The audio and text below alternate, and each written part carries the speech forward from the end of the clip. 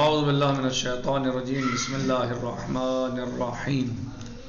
الحمد للہ رب العالمین والصلاة والسلام علی افضل الخلق محمد وآلہ الطیبین الطاہرین اللہم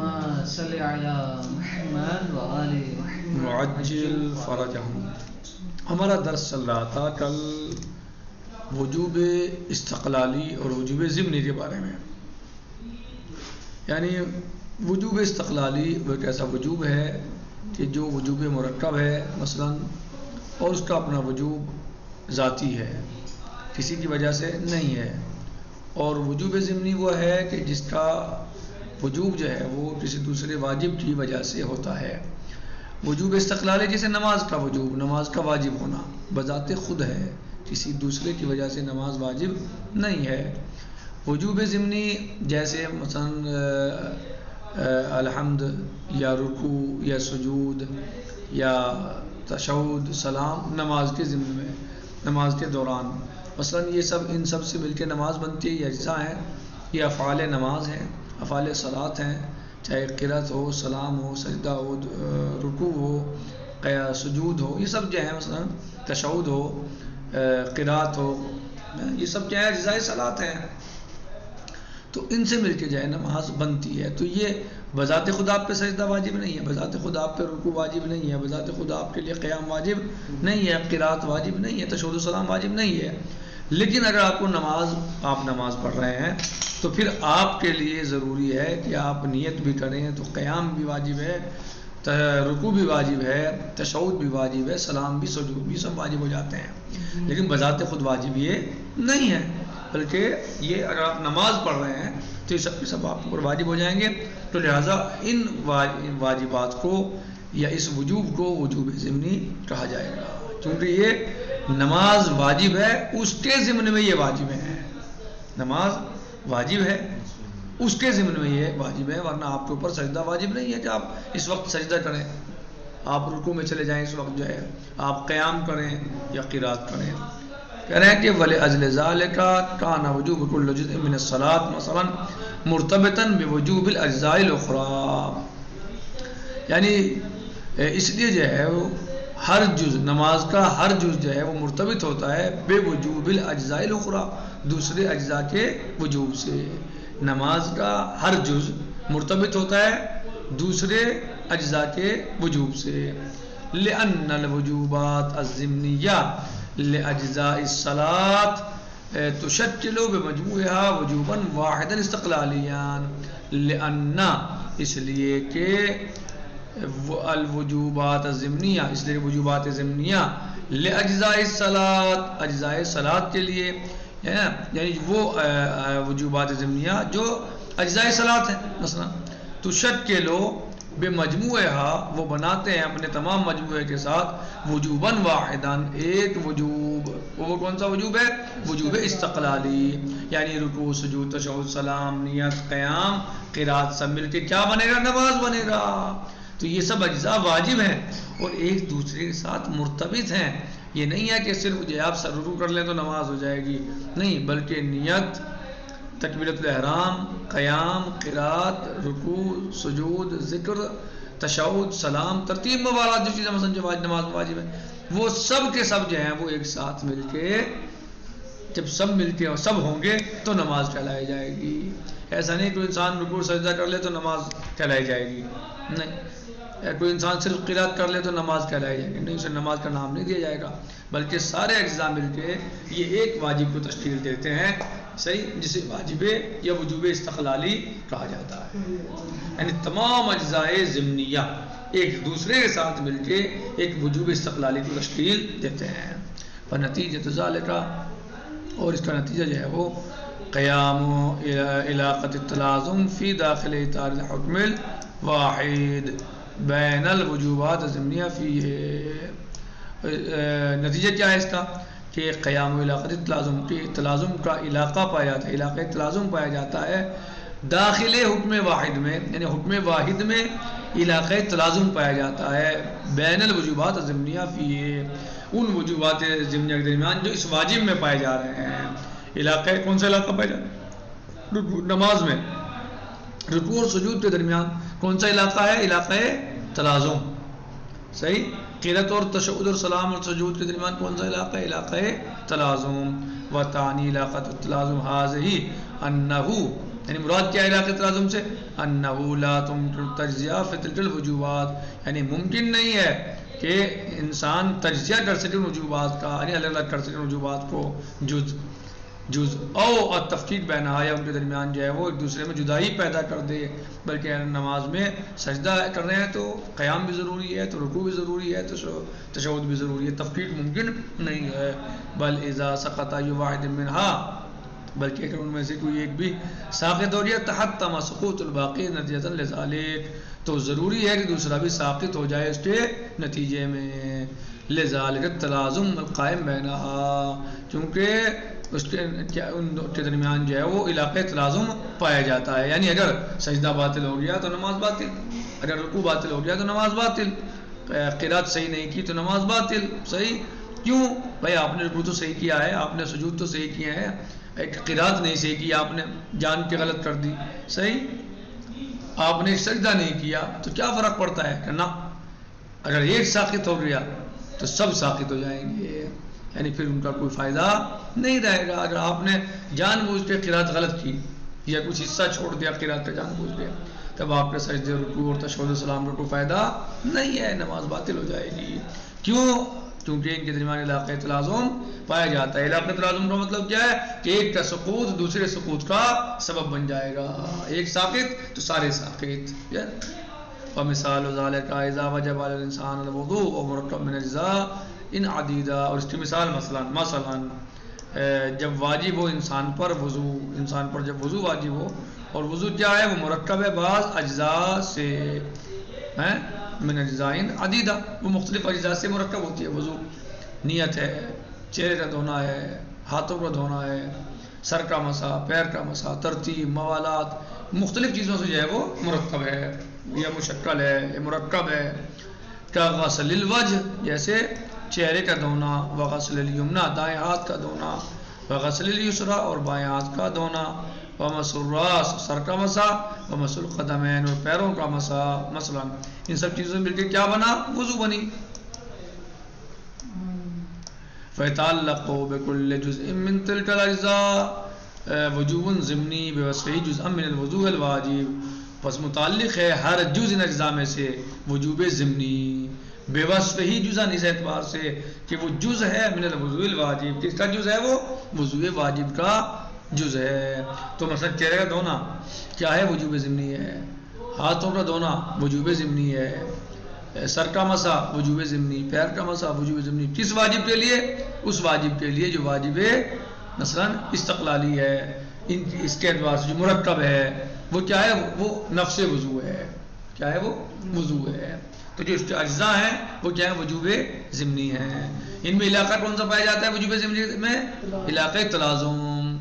کیا مطلب علاقہ تلازم؟ یعنی ایک کا سقوط باقی کے سقوط کا سبب بن جائے گا. وجوب ضمنی بوصف الوجوب وضو بوصفه جزءا من الوضوء الواجب وفي هذه الحالة، اور اس حالت میں اذا تعذر على الانسان ان يغسل وجهه لآفة فيه وسقط لأجل ذلك الوجوب الضمني المتعلق بغسل الوجه. ہاں، اس حالت میں کہ جب انسان معذور ہو کہ وہ دھوئے اپنے چہرے کو، معذور ہے وہ چہرہ دھونے سے، کسی وجہ سے کوئی پریشانی ہے، لآفة فيه، کوئی مشکل ہے چہرہ دھونے میں، وسقط لأجل ذلك الوجوب الضمني، اور یہ وجوب ضمنی ساقط ہو گیا. المتعلق بغسل الوجه، وجوب ضمنی جو متعلق ہے کس سے؟ غسل وجہ سے، تو یہ وجوب ضمنی ساقط ہو جائے گا. اگر آپ کے چہرے میں کوئی تکلیف ہے، کوئی پریشانی ہے، کوئی مشکل ہے، اور آپ چہرہ دھونے سے معذور ہیں، تو آپ کا چہرہ دھونا کیا ہو جائے گا؟ ساقط ہو جائے گا. چہرہ دھونا کیا ہے؟ وجوب ضمنی ہے، یہ ساقط ہو جائے گا. کان من المحتم ان يسقط وجوب سائر الاجزاء ایضا، تو یہ بات بھی ضروری ہے کہ تمام کے تمام اجزاء جو ہیں جو وجوب ہیں وہ ساقط ہو جائیں، صحیح ان غسل وجہ میں ساقط ہو جائیں. فلا يبقى الانسان وجوب غسل يديه فقط، بس انسان پر اب یہ نہیں ہے کہ صرف اپنے ہاتھوں کو دھو لے، مادام قد عجز عن غسل وجہ، جب تک کہ وہ عاجز ہے چہرے کے دھونے سے، مادام قد عجز، جب تک وہ عاجز ہے عن غسل وجہ، اپنے چہرے کے دھونے سے. یعنی اگر کوئی انسان وضو میں چہرہ نہیں دھو پا رہا ہے تو اب یہ نہیں ہے کہ چہرہ دھونا تو اس سے وجوب ضمنی ساقط ہو گیا, چہرہ جو وجوب ضمنی تھا وہ ساقط ہو گیا تو ہاتھ دھو لے, نہیں, بلکہ جو ہے وہ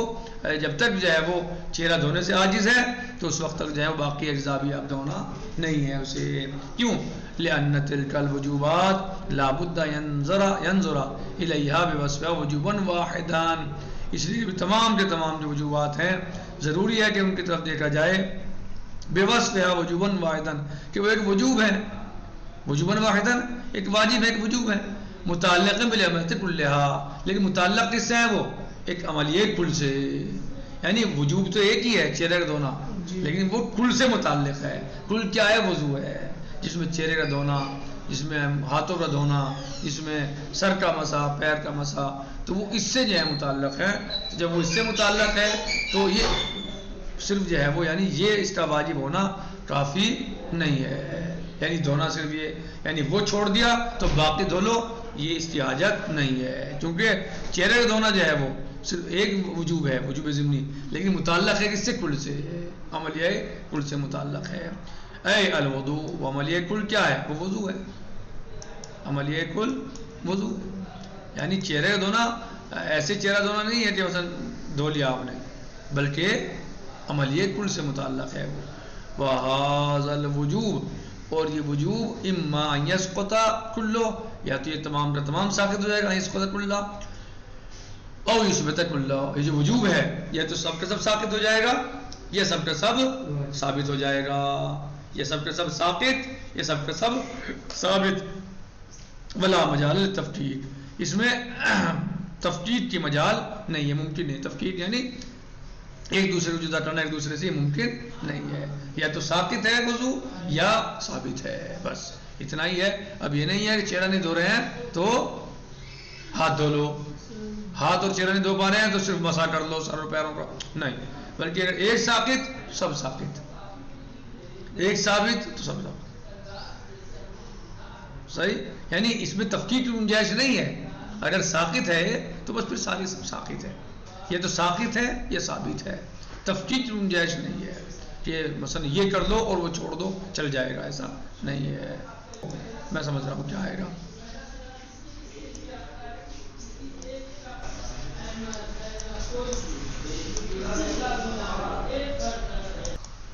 وعلى هذا الذوق نعرف الفرق بينما إذا وجب الوضوء بوجوب الاستقلال ووجب الدعاء بوجوب الاستقلال آخر فتعذر الوضوء. وعلى هذا الذوق, اور اس اعتبار سے اس روشنی میں جو ہم نے اوپر پڑھا, نعرف الفرق, ہم فرق جانیں گے, بینما اذا وجب الوضوء, اس چیز میں اس وقت جب وضو واجب ہو,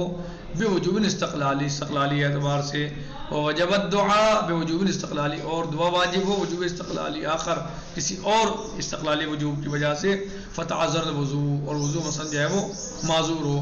وبینما اذا وجب الوضوء فتعذر جزء منه كغسل الوجه مثلا, یا مثلا جو ہے وہ جب واجب ہو وضو فتعذر جزء منه, اور اس سے کوئی انسان جو ہے مثلا کیا کسی جز کو انجام دینے سے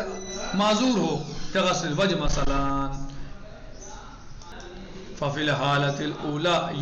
لا يؤدي تعذر الوضوء إلا إلى سقوط الوجوب الذي كان متعلقا به. ففي الحالة الأولى لا يؤدي, تو وضو کا معذور ہونا سمجھے نہیں ہمیں پہنچاتا اس بات کی طرف, الا الى سقوط الوجوب الذي كان متعلقا به, سوائے اس وجوب کے ساقط ہونے کے کہ جس سے وضو متعلق تھا. واما وجوب الدعاء فيبقى ثابتا, لیکن دعا کا وجوب جو ہے وہ ثابت ہے, لأنه وجوب مستقل غیر مرتبط بوجوب الوضوء, اس لیے کہ دعا کا جو وجوب ہے وہ وجوب مستقل ہے اور مرتبط نہیں ہے وجوب وضو سے. اگر مثلا اجزائے وضو میں کوئی مشکل ہے اور ہم اسے ہم نہیں دھو سکتے یا مسح نہیں کر سکتے تو وضو ساقط ہو گیا, تو یہاں وضو ساقط ہوا کیونکہ اس کے ایک وجوب ضمنی میں کیا تھی, کوئی مشکل تھی, اس میں معذور تھے. لیکن جو ہم دعا کرنی ہے مثلا دعا واجب ہے, تو وہ دعا جو ہے وہ وضو کے ساقط ہونے سے ساقط نہیں ہوگی, کیونکہ یہ وجوب استقلالی ہے. وفی الحالت الثانیہ حین یتعذر غسل الوجه, جب انسان معذور ہو چہرہ دھونے سے, فَيَسْقُطُ وُجُوبُهُ الضِّمْنِي اور اس کا جو ہے وجوب ضمنی ساقط ہو جائے يُؤَدِّي ذَلِكَ تو وہ ہمیں کیا کرے گا پہنچا دے گا الى سقوط وجوب الوضوء کسی کی طرف کہ وضو ساقط ہو جائے گا وَإِرْتَفَى سائر الوجوبات اور تمام کے تمام وجوبات مرتفع ہو جائیں گے ان سے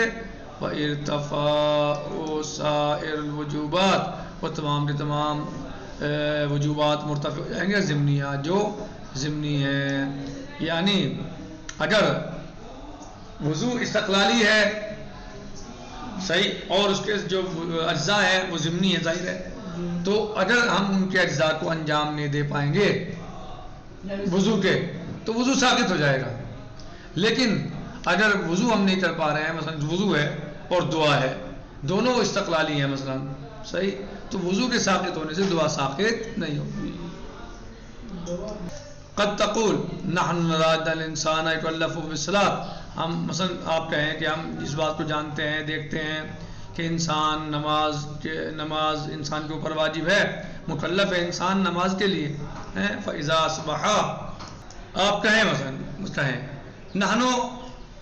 نرا کہ ہم دیکھتے ہیں ان الانسان يكلف بالصلاة انسان کے اوپر نماز واجب ہے مکلف ہے بالصلاة انسان کے اوپر نماز واجب ہے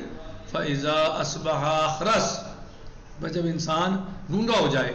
وہ عاجزان القراءة اور وہ عاجز و قراءت سے فیہا فی الصلاة نماز میں وہ عاجز کس چیز سے قراءت سے کلف بالصلاة بدون قراءة تو اس کے اوپر واجب ہے کہ وہ نماز کو بغیر قراءت کے پڑھے یعنی ایک انسان گونگا ہے تو کیا اس سے نماز ثابت ہو گئی نہیں بلکہ اس کے اوپر واجب ہے کہ نماز کو وہ دل میں پڑھے سے جو ہے وہ دل میں قرات کرے بغیر زبان کے قرات کرے اور جو ہے وہ کیا اس کے بعد کیا کرے نماز کو پڑھے یعنی نماز سے ساقط نہیں ہوگی فَإِذَا أَصْبَحَ أَخْرَسَ وَعَجَزَ عَنِ الْقِرَاءَةِ اور انسان جب مثلا گونگا ہو جائے اس کی زبان نہ چلے وَعَجَزَ عَنِ الْقِرَاءَةِ اور وہ عاجز و قرات سے فِيهَا فِي الصَّلَاةِ كُلِّفَ بِالصَّلَاةِ بدون قراءة تو اس کے اوپر واجب ہے کہ وہ نماز کو انجام دے بغیر قرات کے فَهَلْ هَذَا إِلَّا تَفْكِيكٌ بَيْنَ الْوُجُوبَاتِ الضِّمْنِيَّةِ تو کیا یہ تفکیک نہیں ہے وجوبات ضمنیہ کے درمیان ممکن ہے آپ کہیں کہ آپ کیسے کہہ رہے ہیں کہ وجوب جو ہے وہ ساقط نہیں ہوگا دعا کا یا نماز کا مثلا کہہ رہے ہیں مثلا ایک انسان گونگا ہو جائے صحیح ہے وجوب ساقط نہیں ہوتا یعنی وجوب جو ہے کسی جز کے یعنی وجوب ضمنی کے سقوط سے وجوب استقلالی ساقط نہیں ہوتا صحیح جیسا آپ نے وضو کی مثال دی ابھی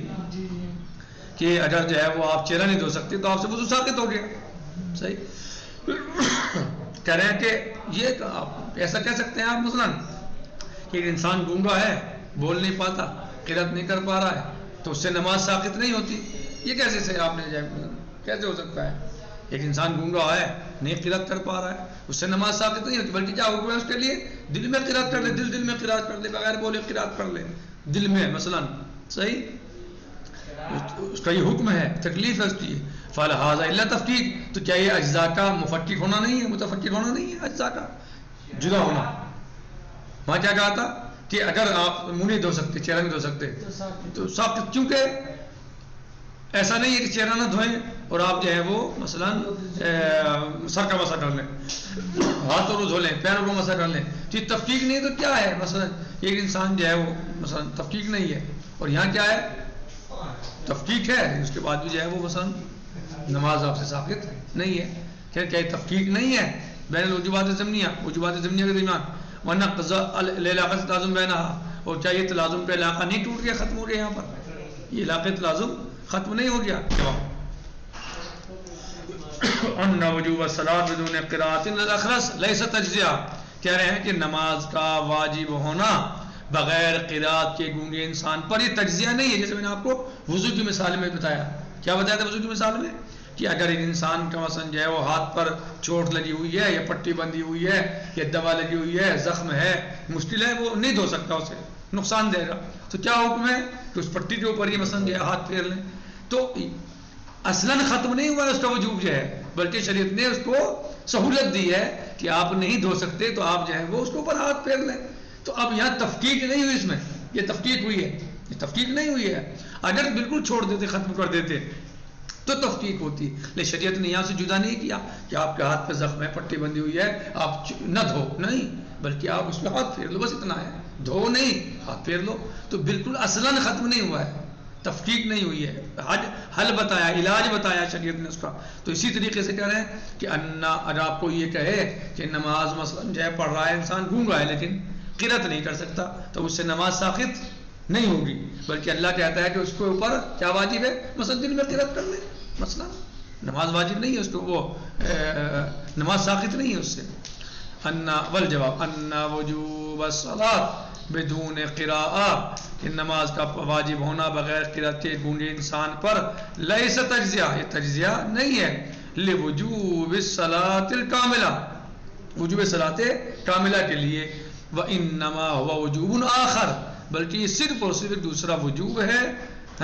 وہ خطاب جدید، اور ایک نیا خطاب ہے، تعلق منذ البدء بالصلاۃ الصامتہ،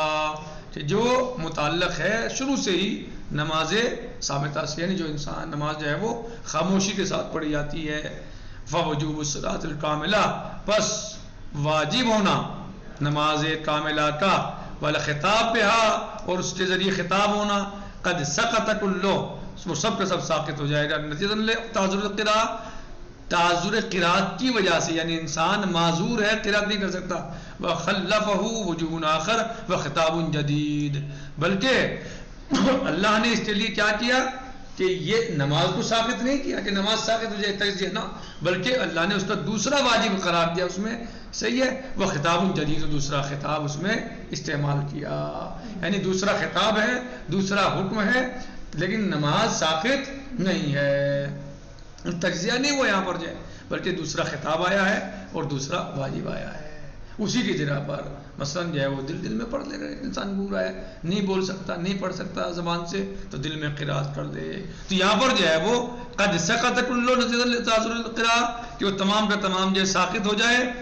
کس کی وجہ سے، تعذر القراءۃ کی وجہ سے، وخلفه وجوب آخر وخطاب جدید، اور اس جگہ پر جو ہے دوسرا خطاب آئے اور وجوب آئے، والحمد للہ رب العالمین، والسلام علیکم ورحمۃ اللہ تعالی وبرکاتہ، فی امان اللہ، خدا حافظ۔ یعنی یہ دوسرا وجوب ہے، ساقط نہیں ہوئی نماز جو ہے گونگے کے اوپر سے، بلکہ اس کا دوسرا خطاب آیا ہے اور دوسرا وجوب آیا ہے، یہاں پر جو ہے وہ کیا ہے، مثلا کہ جو انسان قرات زبان سے نہیں کر سکتا، دل میں کر، دل میں دہرا لے، الحمد للہ رب العالمین، والسلام علیکم ورحمۃ اللہ وبرکاتہ۔